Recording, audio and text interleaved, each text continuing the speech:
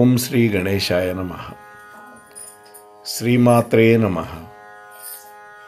శివాయ గురవే నమః. శ్రీకృష్ణ పరబ్రహ్మణే నమః. శ్రీరామాయ నమః. శ్రీ గురుభ్యో నమః.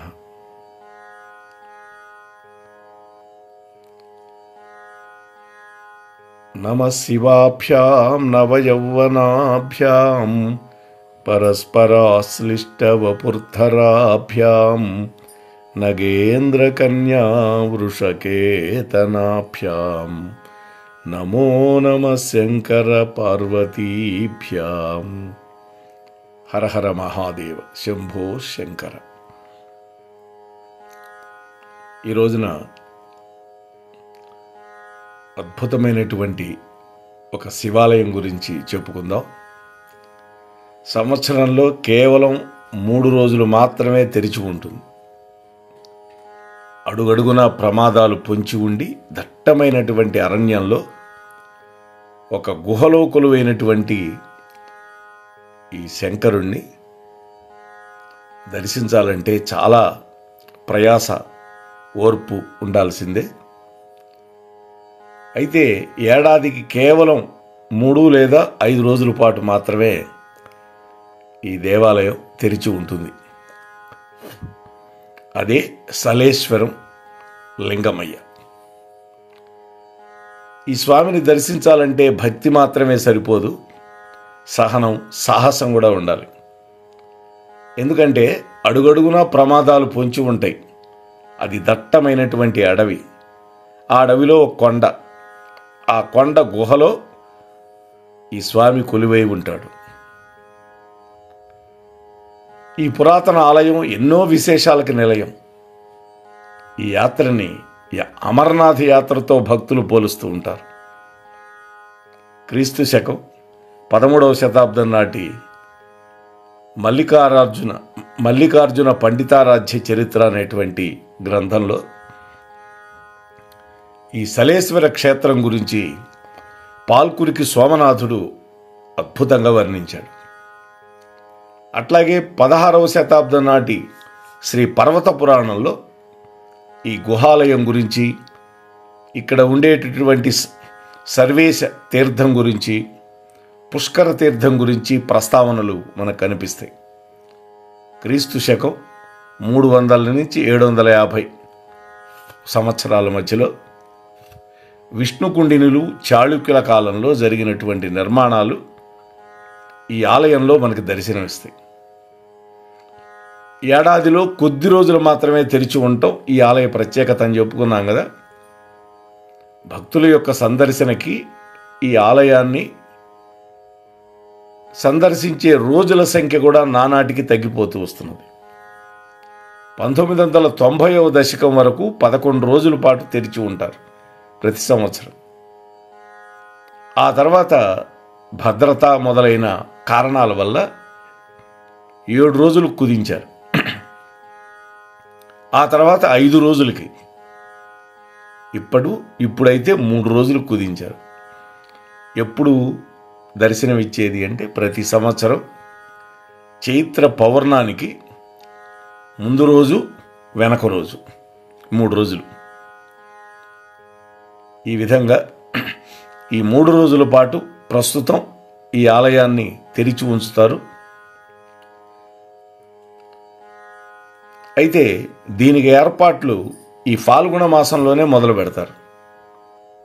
కాకపోతే సౌకర్యాలను మెరుగుపరిచి ఏడాదిలో 9 నెలల పాటు ఈ సర్వేశం సంగమయ్యని, ఈ సరేశ్వరం సంగమయ్య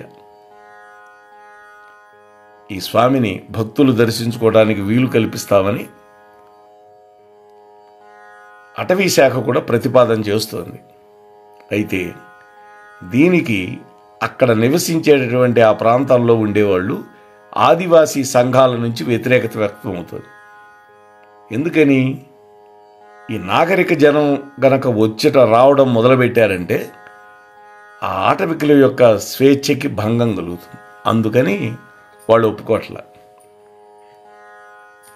అసలు ఈ ఆలయం ఎక్కడుంది? తెలంగాణ రాష్ట్రంలో నాగర్ కర్నూలు జిల్లా అమ్రాబాద్ టైగర్ రిజర్వ్ ఫారెస్ట్లో, అంటే నల్లమల లోతట్టు అభయారణ్యం అది. జనావాసాలకి దాదాపు 25 కిలోమీటర్ల దూరంలో ఈ ఆలయం ఉన్నది. ఈ ఆలయానికి చేరుకోవాలంటే ముందు మనం దట్టమైనటువంటి కీకారణ్యంలో ప్రయాణం చేయాలి. సుమారు 5 కిలోమీటర్లు కాలినడకన వెళ్ళాలి. క్రూర జంతువులు ఉంటాయి. అట్లాగే ఆ నడిచే దారిలో పదును దేనినటువంటి రాళ్ళు ఉంటాయి, కూసురాళ్ళు. అలా కొండలు ఎక్కి దిగాల్సి ఉంటుంది. హైదరాబాద్ నుంచి శ్రీశైలం వెళ్ళేటటువంటి మార్గంలో, ఫర్హాబాద్ నుంచి అటవీ మార్గంలో 32 కిలోమీటర్ల దూరంలో ఈ క్షేత్రం ఉంటుంది. రాంపూర్ పెంట అనేటువంటి గ్రామం నుంచి కొద్ది దూరంలో వాహనాలు ఆపేసి అక్కడి నుంచి నడిచి వెళ్ళాలి. ఎందుకని వాహనాలు పోవు, నడవటమే కష్టం. ఇక లింగాల అనేటువంటి గ్రామం నుంచి అప్పాయిపల్లి మీదుగా గిరిజన గుడారాల వరకు వాహనాల్లో వెళ్ళొచ్చు. అక్కడి నుంచి అయితే 15 కిలోమీటర్లు ఈ సలేశ్వర ఆలయం ఉంటుంది. దారిలో ఎన్నో గుహలుంటాయి, జలధారలుంటాయి. నీటి ప్రవాహాల వెంబడి 2 గుట్టల మధ్య ఇరుకైనటువంటి దారిలో, రాళ్ళు రప్పలు ఉండేటటువంటి దారిలో నడవాల్సి ఉంటుంది. ఏమాత్రం అజాగ్రత్తగా ఉన్నా కూడా ప్రాణాపాయం తప్పదు. ఇక్కడ జలపాత స్నానం, స్వామి దర్శనం. ఏటా చైత్ర పౌర్ణమికి ఉత్సవాలకి మన తెలుగు రాష్ట్రాల నుంచే కాకుండా మహారాష్ట్ర, ఛత్తీస్గఢ్, కర్ణాటక రాష్ట్రాల నుంచి కూడా భక్తులు లక్షల సంఖ్యలో తరలివస్తారు. చుట్టూతా ప్రకృతి సౌందర్యం అలరారుతూ ఉంటుంది. ఈ ఆలయం ఎదుట దాదాపు 1000 అడుగుల ఎత్తు నుంచి ఒక జలపాతం ఉత్తుంగ తరంగాలతో దూకుతూ ఉంటుంది. భక్తులు అక్కడ ఉన్నటువంటి ఒక గుండంలో స్నానం చేసి ప్రధాన గుహల్లో ఉన్నటువంటి లింగమయ్యని దర్శించుకొని పూజలు చేస్తుంటారు. ఆలయానికి ముందు వీరభద్రుడు ఉంటాడు, గంగమ్మ విగ్రహం కూడా ఉంది. అలాగే కింద ఉన్న గుహలో అయితే మరొక అద్భుత లింగం ఉన్నది.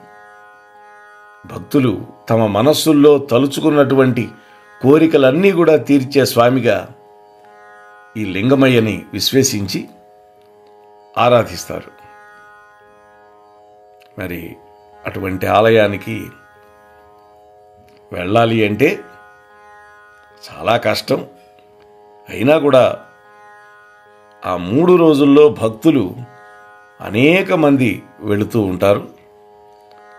అలాంటి దివ్యమైనటువంటి భవ్యమైనటువంటి ఆలయాలు మనకి తెలియనటువంటివి ఎన్నో ఎన్నో ఉన్నాయి. అటువంటి ఆలయాలు దర్శించటం సులభం కాదు. ఆ పరమేశ్వరుడి యొక్క అనుగ్రహం కూడా ఉంటేనే సాధ్యమవుతుంది. ఎందుకంటే రెండోది ఒకటి భయంకరమైన కీకారణ్యం, రెండోది మార్గం కూసురాళ్లతోటి ముళ్లతోటి భయంకరంగా ఉంటుంది.